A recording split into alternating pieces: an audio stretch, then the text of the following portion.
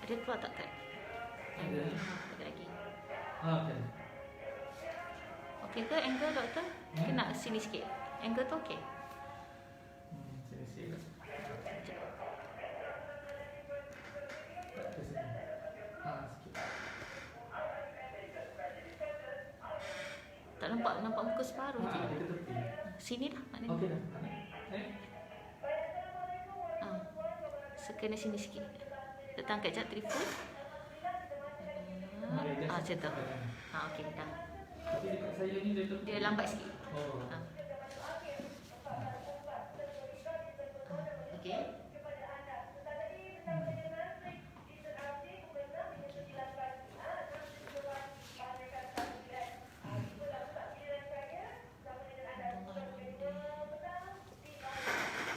Tadi share dalam grup doktor ke? Nanti kat tepi tak banyak sangat. So tak biasa ingat buat ini.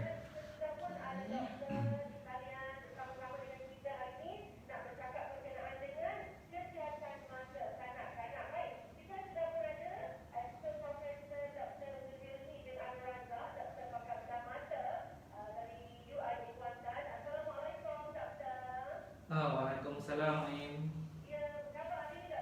Alhamdulillah sihat.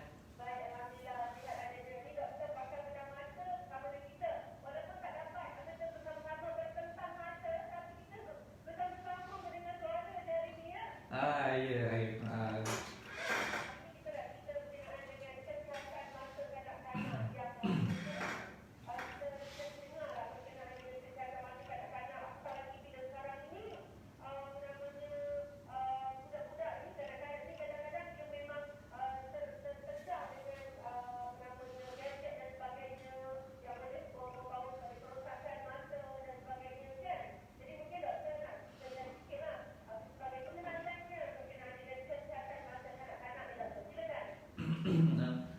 Okey, terima kasih Ain. Pertama kali saya ingin ucapkan terima kasih kerana sudi menjemput saya pada hari ini untuk berkongsi sedikit sebanyak tips penjagaan mata dan kesihatan mata kepada semua lah. Sebenarnya kesihatan mata ni merupakan salah satu perkara penting lah yang perlu kita jaga. Dan penjagaan kesihatan mata ni sebenarnya bermula daripada awal lagi, daripada sejak kita lahir. Bila kita lahir tu biasanya doktor di hospital dia akan periksa mata bayi tersebut dan cuba mengenal pasti sama adanya ketidaknormalan pada mata secara kasar. Dan especially pada kalau kita tengok kanak-kanak yang tidak cukup bulan kan, biasanya kalau di hospital kanak-kanak yang tidak cukup bulan, dia punya kebanyakannya paru-paru dia tidak matang dan dia perlu masuk ke hospital. Bila dia dimasukkan ke ward, biasanya bayi-bayi yang pramatang ni dia memerlukan bantuan oksigen sebab paru-paru dia masih belum mampu untuk menampung kapasiti dan berfungsi dengan baik lah. Jadi risiko kelahiran tidak cukup bulan dan memerlukan bantuan oksigen tu secara tidak langsung dia biasanya akan meningkatkan risiko mendapat satu keadaan di mana nama dia retinopathy of prematurity, perkembangan saraf mata retina dan saraf darahnya yang tidak berkembang dengan baiklah. Jadi biasanya semasa dalam ward lagi doktor tu dah periksa lah mata-mata baby ni. Apa risiko dia? Risiko dia walaupun jika tiada apa-apa intervention dilakukan pada masa tersebut, bayi ini kemungkinan besarnya di masa akan datang dia akan mendapat masalah-masalah yang lain. Dan secara commonnya dia masalah salah bias lah, ataupun dalam bahasa Inggerisnya kita panggil refractive error. Rabun jauh, rabun dekat kan, macam tu lah.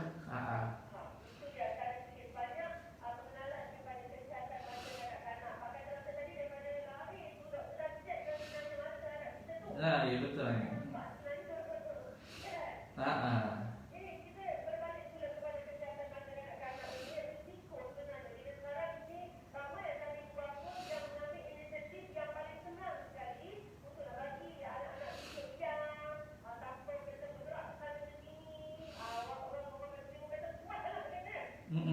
Betul betul.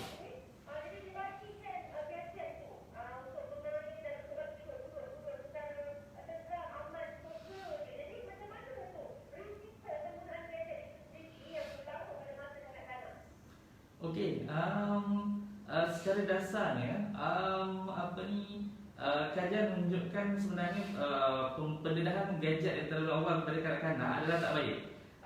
Kalau kita tengok apa ni waktu dan trend sekarang ni, ibu bapa cenderung untuk membeli gadget, tablet, telefon untuk bagi kepada anak-anak dia orang, especially pada yang umur-umur yang masih kecil kadang-kadang sebab tak nak anak tu menangis, tak nak meragam, dia bagi gadget, dia bagi tablet. Tapi sebenarnya apa ni persatuan apa ni optometris, oftalmologi dia tak recommend untuk bagi gadget kepada anak kurang daripada 2 tahun. Yang tu memang kita tak galakkan sangat. Sebabnya kesan jangka panjang dia adalah tak baik. Risiko kajian banyak dilakukan mendapati kanak-kanak yang terdedah kepada gadget pada usia yang awal, risiko untuk mendapat masalah salah bias ataupun refractive error ataupun rabun jauh yang kita selalu dengar adalah sangat tinggi. Lagi awal, lagi lama, lagi tinggi risiko dia.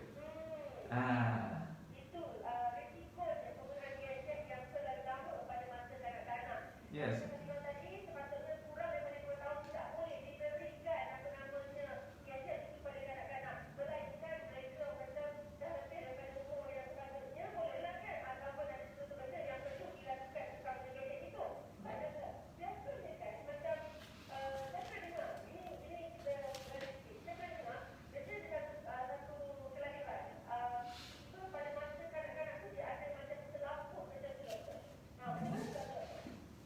Okey, biasanya kalau bila dia kata ada macam selaput, kadang-kadang ada doktor memang cakap ada selaput dekat mata. Tapi biasanya yang lebih kita merisaukan dia tengok dia punya tanda mata tu sendiri. Sebagai contoh, biasanya ada satu simptom yang kita panggil leukokoria ataupun mata putih. Mata tu putih, anak mata tu putih. Kalau ibu bapa dia perasan anak mata anak dia macam putih ataupun tak normal, ataupun kadang-kadang biasa dia detect bila kita ambil gambar, nampak dekat patutnya kita ada reflection yang orange dekat anak mata tu, tapi mata anak dia kemungkinan besar ada sebelah ataupun dua belah tu dia putih, dia tak sama. Jadi itu keadaan yang kita panggil leukokoria ataupun anak mata tu tidak bersinar dengan baiklah. Jadi bila berlakunya tanda-tanda macam tu, kita seharusnya ibu bapa dia bawa anak-anak tu berjumpa dengan doktor mata dengan kadar segeralah. Sebabnya ada banyak possibilities lah, kemungkinan. Salah satunya yang paling kita risau ialah keadaan yang kita panggil ketumbuhan mata pada kanak-kanak ataupun retinoblastoma. Dan yang kedua, selain daripada itu, yang yang kurang sikit bahaya daripada kanser ialah cataract lah, congenital cataract. Maknanya kanak-kanak ini mendapat selaput mata ataupun cataract pada usia muda, pada usia baby. That's why kita panggil dia congenital. Biasanya orang kata kalau dapat selaput ni orang tua-tua je kan sebab dia berkaitan dengan umur. Tapi ini baby pun boleh dapat. That's why kita panggil dia congenital cataract lah. Dia boleh berlaku disebabkan beberapa punca lah. Dia boleh berlaku disebabkan oleh jangkitan kuman semasa kelahiran ataupun semasa dalam proses kandungan. Yang kedua, ataupun dia memang ada faktor keturunan. Keturunan yang memang dapat selaput mata pada usia muda lah, ataupun pada baby lagi.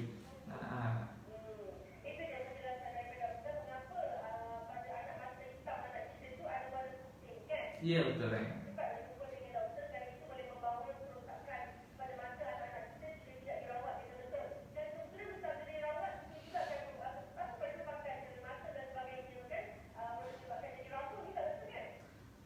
Okey. Itu bila anak-anak yang rabun pada usia awal ni, dia ada kemungkinan besar boleh mendapat satu keadaan di mana kita panggil dia amblyopia ataupun mata malas. Mata malas ni adalah keadaan di mana perkembangan pandangan, dia bukan perkembangan bola mata, tapi perkembangan pandangan itu tidak berkembang dengan baik lah. Maknanya pembesaran mata kita ni terbagi pada dua. Satu, pembesaran secara fizikal, iaitu bola mata tu lah, dia memanjang, membesar. Dan satu lagi adalah pembesaran fungsional, maknanya dia sebagai fungsi pandangan tu, dia pun perlu membesar dan matang lah, mengikut pertumbuhan kanak-kanak tersebut. Jadi untuk pembesaran pandangan, maknanya kematangan pandangan itu berlaku secara normal, dia perlu mendapatkan stimulasi yang betul dan sesuai, iaitu pandangan yang jelas lah. Tapi jika berlaku keadaan di mana pandangan itu terhalang ataupun kualiti pandangan itu tidak baik, contohnya disebabkan oleh perkara-perkara seperti yang kita mention tadi, selaput mata lah, ataupun kanak-kanak itu sebenarnya dah ada rabun daripada usia awal lagi, ataupun dia ada masalah-masalah juling. Jadi kualiti image yang diperoleh daripada bola mata itu tak dapat diproses dengan baik oleh otak dia lah. Jadi bila berlaku keadaan yang macam tu, kita perlu betulkan pandangan dia tu lebih dengan kadar segera lah. Kalau kita tak betulkan dengan kadar segera, otak tu dia akan menghadapi masalah untuk untuk bagi kita image yang jelas. Ya, betul. Jadi contoh, sebagai contoh, kalau kita ada dua mata, sebelah mata tu dia pandangan dia jelas, dia tak ada, maknanya tak ada salah bias, dia tak ada rabun. Tapi yang sebelah lagi dia ada rabun, katakan dia ada power, macam kalau orang kita biasa kata power kan, power mata, so lebih kurang dalam 100 atau 200. Dan jika tidak dibetulkan, otak kita dia akan mendapati bahawa dia ada dua image yang berbeza. Satu jelas, satu tak jelas. Jadi dia akan confuse lah sikit. Bila jadi macam tu, dia akan kita memang akan rasa tak selesa lah sepatutnya. Jadi untuk mengelakkan keadaan itu berlaku, sebagai defensive mechanism badan kita sendiri, dia akan suppress image yang tidak baik itu. Sebab dia kata buat apa dia nak tengok pandangan yang kabur ni, ataupun dia nampak dua, baik dia tengok satu yang jelas. Jadi dia hanya akan cuba menerima image daripada mata yang jelas saja. Jadi yang keadaan mata yang tak jelas tu, lama-lama dia merajuk lah. Dia merajuk sebab apa yang dia bagi pun tak diterima oleh otak. So lama-lama dia pun mula image dia pun dah tak jadi baik, dan perkembangan pandangan pun tak jadi baik lah. Itu yang masalahnya. Dan kalau keadaan ini kita biarkan secara berterusan sampai besar, bila bola mata tu sendiri dah matang, pandangan itu dah matang, keadaan amblyopia ni memang susahlah nak dibetulkan. Macam tu. Walaupun kita pakai cermin mata, pandangan tu tetap tidak jelas.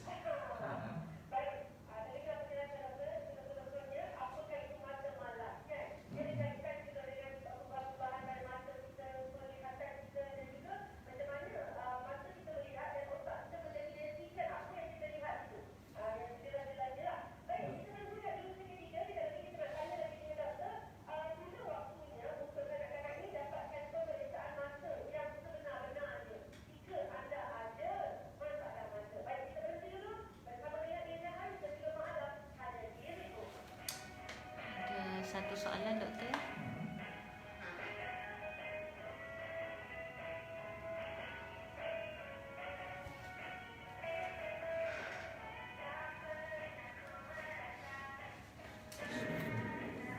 Doktor nak explain sekarang ke? Doktor nak explain sekarang ke? Ya, saya nanti dia tanya juga. Okay. Ada dalam soalan ni. Okay. Ada soalan yang saya lagi. Okay.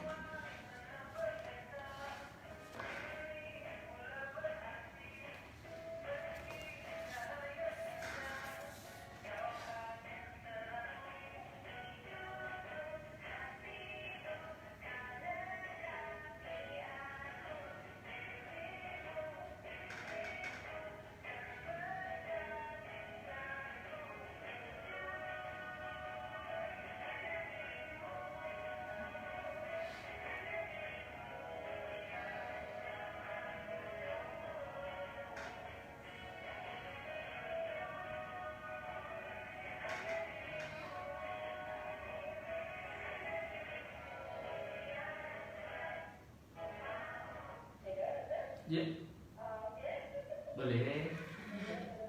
Ha.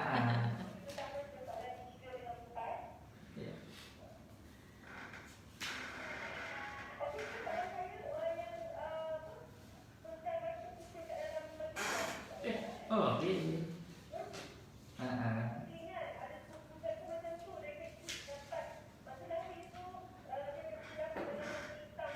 Ha.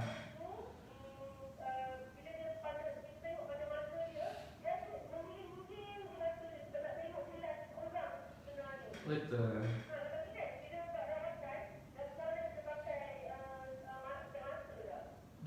Betul betul. Di memanglah sebabnya mata tu dah jadi malas. Itu kita panggil amblyopia tu lazy eye. Kalau biasanya kita panggil lazy eye lah. Ha.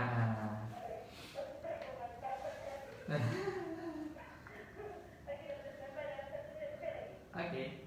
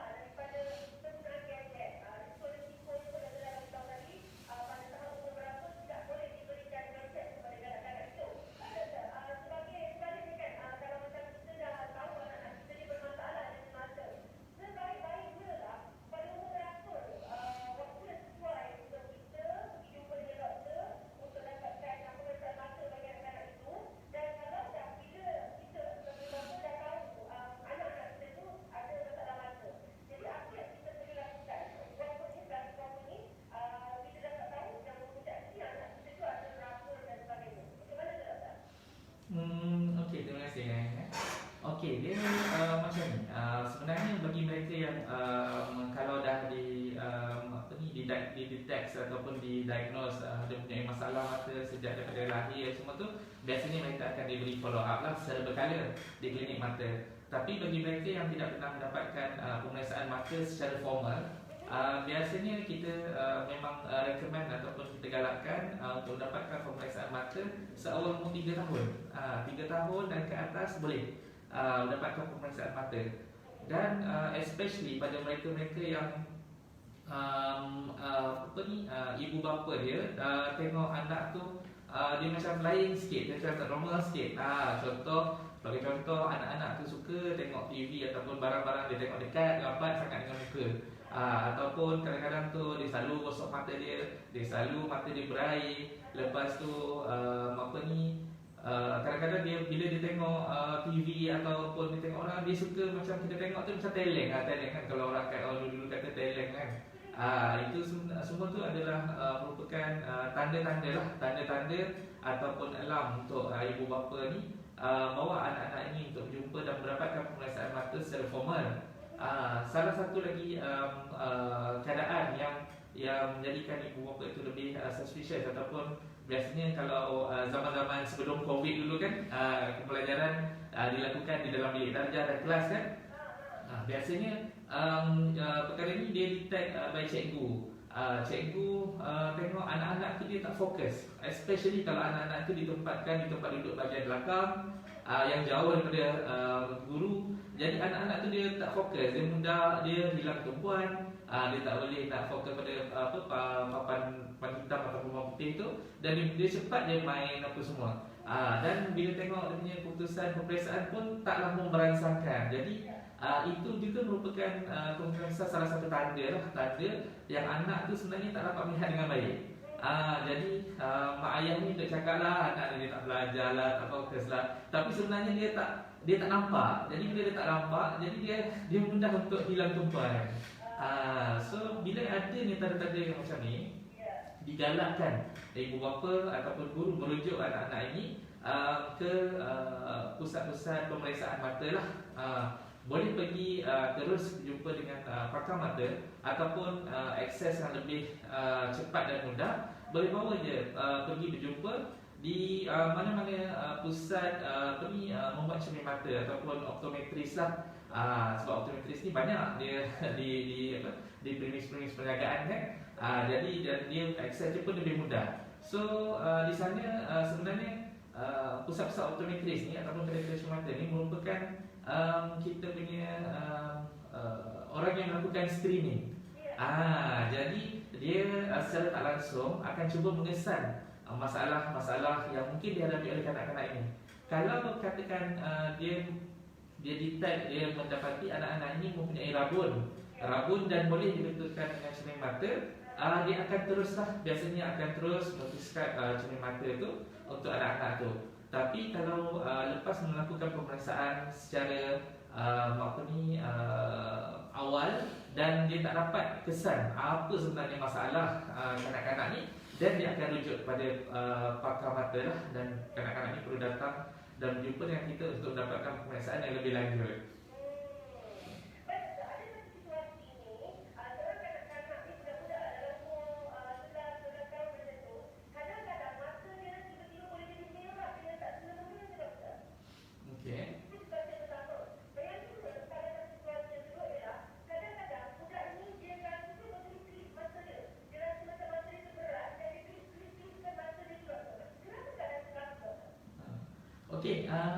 Biasanya dia ada beberapa sebab lah, punca keadaan ini berlaku lah.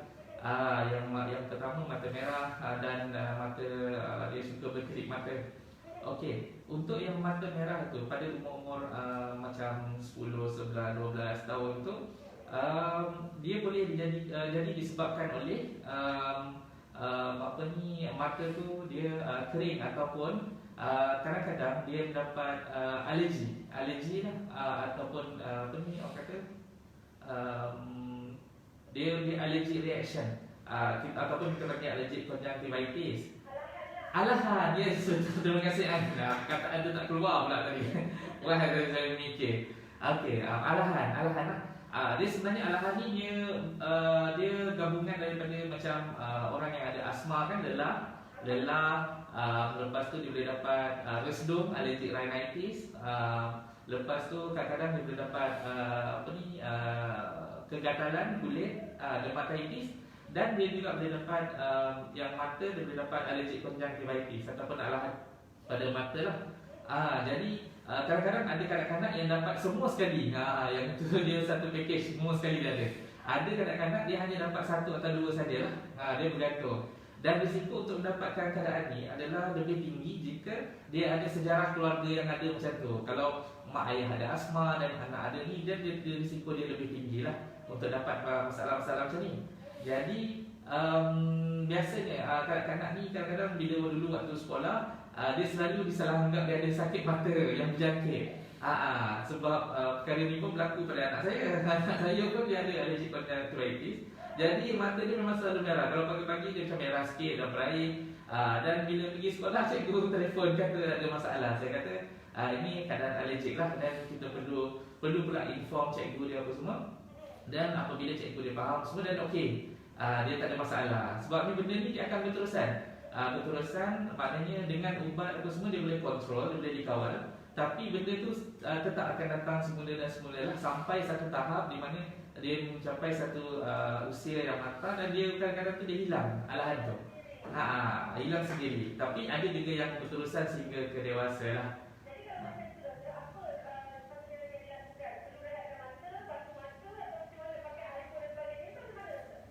Okey, dia untuk rawatan dia pula, yang itu bergantung kepada tahap keterukan dia lah. Tahap keterukan bagaimana teruknya dia punya mata tu lah.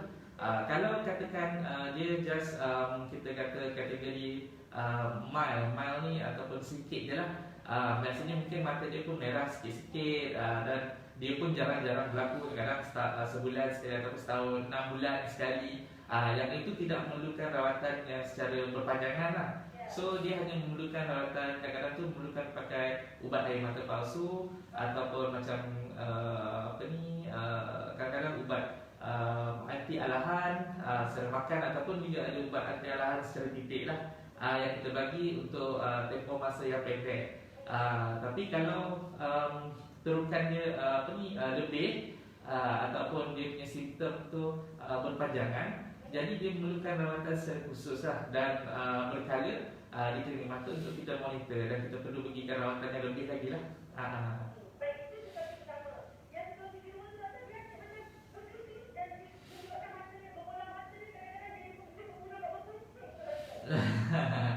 Sebenarnya kalau dia berkelip tu, dia ada beberapa reason lah. Reason dia sebab dia maknanya dia boleh dijadikan disebabkan oleh adanya sesuatu yang mengganggu bola mata tersebut. Sebagai contoh, kalau katakan bola mata dia tu kering, air mata dia kurang, macam seperti contoh pertama tadi, alahan pada mata tu dia boleh menyebabkan bola mata tu kering juga, sebab air mata tu tak keluar dengan baik lah, ada tidak keluar dengan normal. Jadi bila selalunya berlaku iritasi pada permukaan mata tu, dan antara defense mechanism, kadang-kadang ni dia akan selalu berkelip. Sebabnya bila kering dia akan berkelip, sebabnya bila kita berkelip dengan lebih kerap, dia akan cuba melembabkan permukaan mata tu lah. Itu satu. Yang kedua, kadang-kadang dia ada benda lain yang menyebabkan iritasi. Sebagai contoh, bulu mata dia tak berapa baik, dia tumbuh ke belakang, dan dia menggosok permukaan mata. Jadi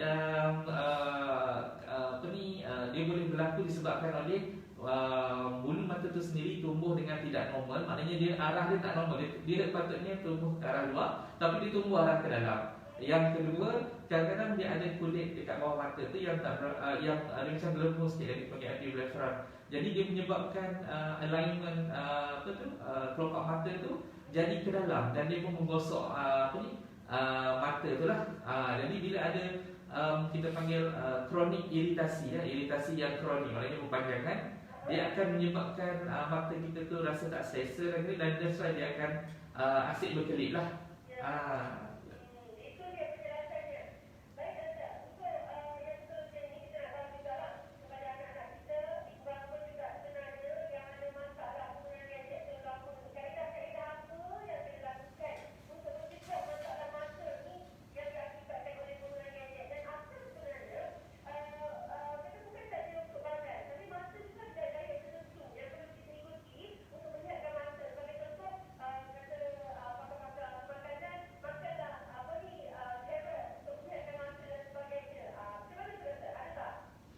Okey,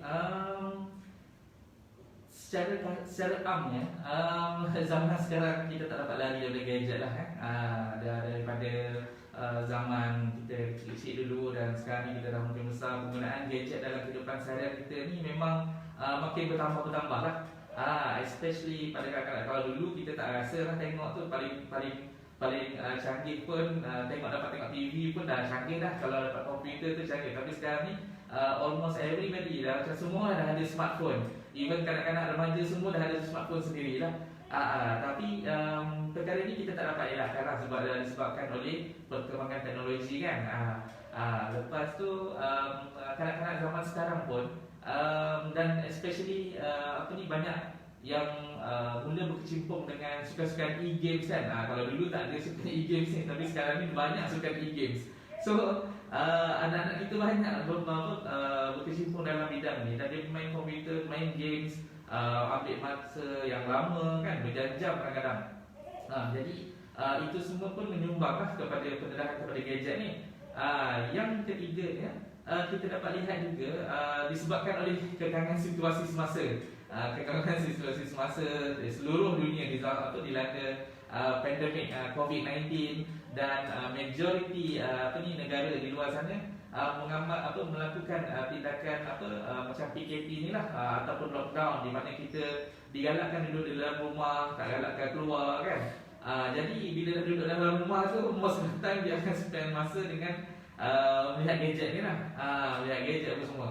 Dan yang kedua, dan yang seterusnya adalah disebabkan pembelajaran pun sekarang ni lebih kita terpaksa mempraktikkan pembelajaran secara e-learning, belajar melalui komputer kan, Zoom, Google Meet semua. Jadi kita tak dapat lari lah daripada tu. Cumanya memang dah dijangka kita masalah rabun jauh ni akan meningkat. Even dengan tak ada pandemik pun kita akan jangka dia akan meningkat dari tahun ke tahun. Dan bila berlakunya pandemik ni, memang dijangka dia akan lebih meningkat lagi pada masa akan datang. Tapi itu adalah sesuatu yang kita tak dapat nak elakkan lah. Tapi kita cuba untuk kurangkan dan cegah lah. Jadi beberapa perkara yang boleh dilakukan oleh ibu bapa dekat rumah. Sebabnya kalau ikut rekomendasi daripada American Optometrists Association, dia cadangkan kalau umur bawah 2 tahun tu jangan bagi langsung gadget. Lepas tu kalau 3 ke 5 tahun tu mungkin boleh bagi sejam. Kalau 6 ke 10 tahun tu mungkin dalam sejam setengah, dan lebih daripada 10 tahun tu mungkin paling tinggi dalam 2 jam. Itu sebenarnya yang direkomendasi lah daripada Persatuan Optometrist di US. Tapi disebabkan situasi sekarang ni dan a bit difficult lah, sebab semuanya bergantung kepada teknologi kan, dan telefon dan komputer, tablet. Jadi apa yang perlu dilakukan oleh ialah dia ada beberapa cara.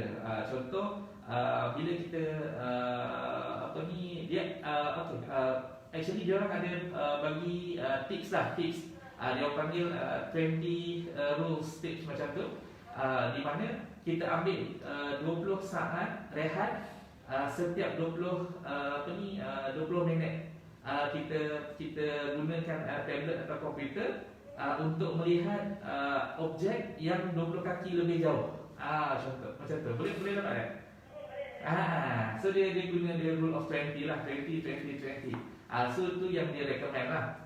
Jadi antara lain yang boleh dilakukan ialah macam contoh kita duduk macam bila kita set up dia punya komputer ataupun tu, dia perlu eye level tu, paras pandangan tu dia perlu horizontal, maknanya dia perlu setara. Lepas tu jaraknya mestilah sebaik-baiknya 30 cm dan lebih. Lepas tu posture badan dia yang betul. Lepas tu kalau kita dapat pastikan pencahayaan dia yang baik, menggunakan screen protector. Kadang-kadang sekali banyak jual kalau komputer dia ada screen protector untuk kurangkan cahaya, kurangkan silau. Yang itu pun baiklah. Lepas tu rehat di antara macam 30 minit, every 30 minutes ataupun 1 hour. Biasanya 30 minutes lah. You rest in between, macam yang saya cakap tadi lah, 20 second, 20 minutes tu. Lepas tu kalau mata tu selalu rasa tak selesa, kering, dan boleh selalu cuba kelipkan mata lah. Kelip mata. Tapi kalau tak jadi juga, dan boleh pakai air mata palsu tu lah, macam air macam tu kan, boleh pakai. Jadi dia bantu untuk lembapkan mata, dan dia akan rasa lebih selesa lah. Macam tu.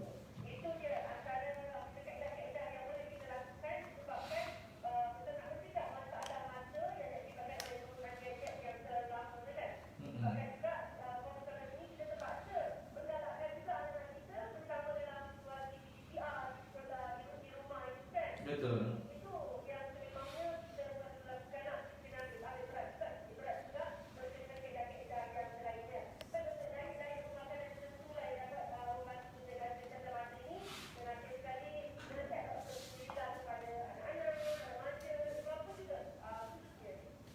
Okey, kalau dari segi diet ataupun pemakanan, sama juga zaman sekarang ni, zaman yang serba moden, serba canggih, demanding.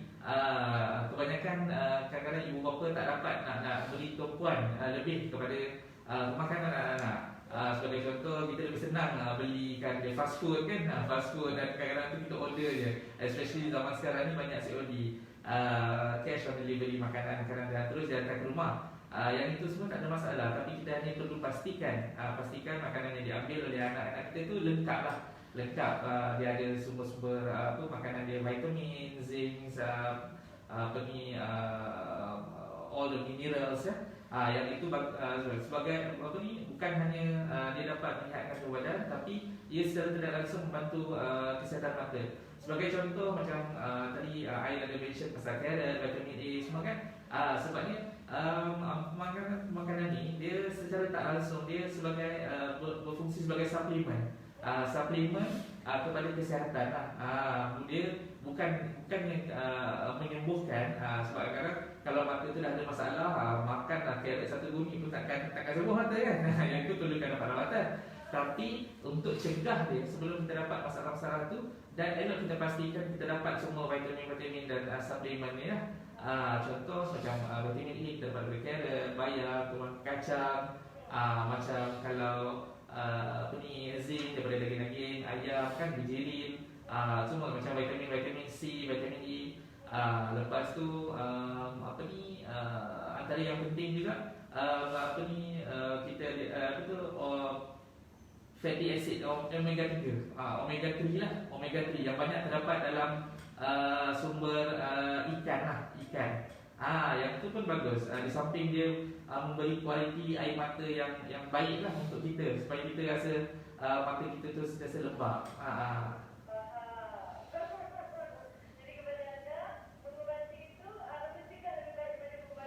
Betul, betul.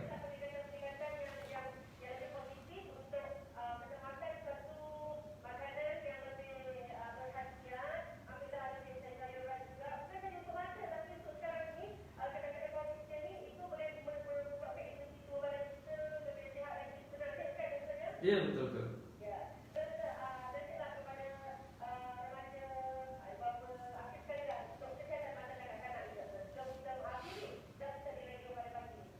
Okey, terima kasih ya Ain. Untuk pesanan kepada kanak-kanak, remaja dan ibu bapa di luar sana, saya nasihatkan sebagai seorang pakar mata, saya menasihatkan supaya jagalah kesihatan mata kita. Jaga kesihatan mata kita, perkara-perkara yang diketahui boleh mengganggukan kesihatan mata tu kita elakkan. Dan especially pada zaman sekarang ni, maknanya kita banyak menggunakan peralatan digital kan, semua tu, dan cuba elakkan, cuba kurangkan. Kerana memang kita tengok sekarang ni orang menggunakan terdedah kepada peranti digital ni pada jangka masa lama. Kalau bekerja daripada pagi 8 sampai petang 8 jam, balik rumah duduk pula tengok pula telefon bimbit, Facebook dan macam sebagainya. Dan dia sometimes satu hari tu lebih daripada 16 jam kita habiskan masa di telefon lah.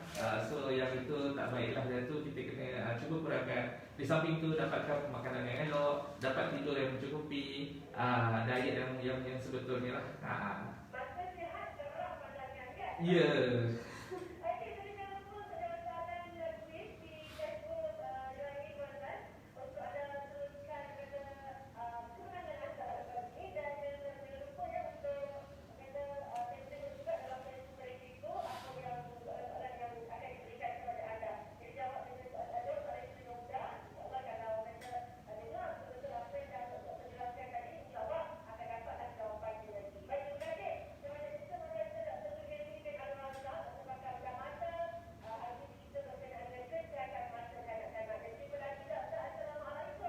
Waalaikumsalam.